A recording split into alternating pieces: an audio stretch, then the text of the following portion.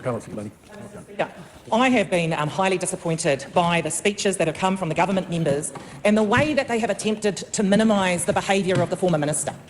We have heard from them that, in some ways, almost implying we should be grateful that there was a resignation put forward, that that former minister has acknowledged he did wrong. But what we haven't heard from them is any level of empathy for the staff member who was put through a distressing situation, the detail of which the vast majority of us in this House have no access to.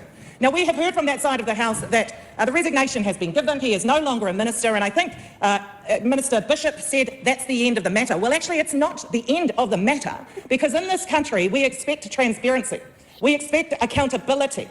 We know that that former minister had an episode where he swore at a worker, where he told him to F off, where he criticised him for being at work and berated him. He was allowed to hold on to his job as a minister, and now we are told, in another way of minimalising the situation, that he had an animated conversation with his staff member and he put his hand on his shoulder. Well, I tell you what, an animated conversation and just simply putting your hand on someone's shoulder is not going to lead to a resignation from a minister. There is much more to it, and I'm going to say on the side of the House that we're concerned about the level of abuse that may have been experienced by that public servant, by that particular minister at the time, and the fact that the government is covering it up and not willing to share any of the information, in fact telling us that the matter has ended and it has been dealt with. Well, it hasn't been dealt with.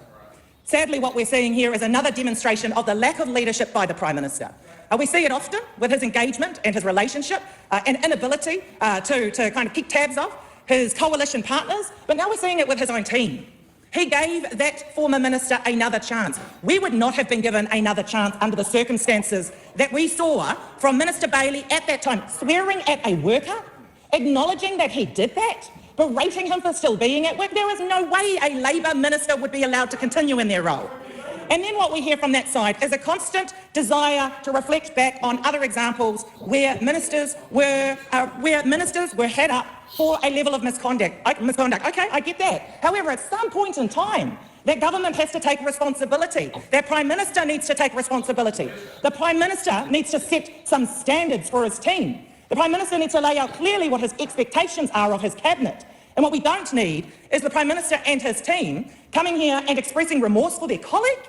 Remorse for their colleague when their colleague would have inevitably been sacked anyway, whether or not the Prime Minister is willing to go so far as to say that, reflecting back on that 3-minute interview with Mike Hoskins. He would have had to have been sacked anyway, and so a resignation, in many ways, was the only opportunity that he had to save himself a little bit of face. He shouldn't have actually been given that opportunity.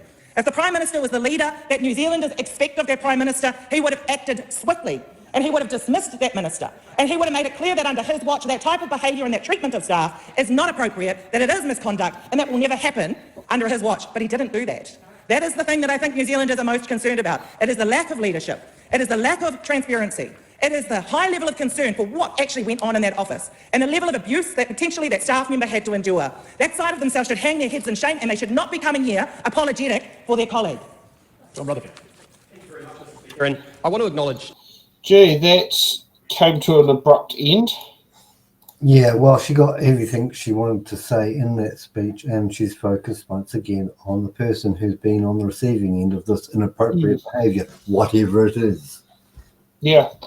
So let's see if we get any information at all from any of the government members.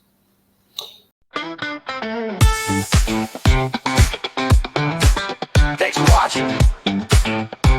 Make sure you're subscribed to our Facebook, YouTube, Twitch, Instagram, TikTok.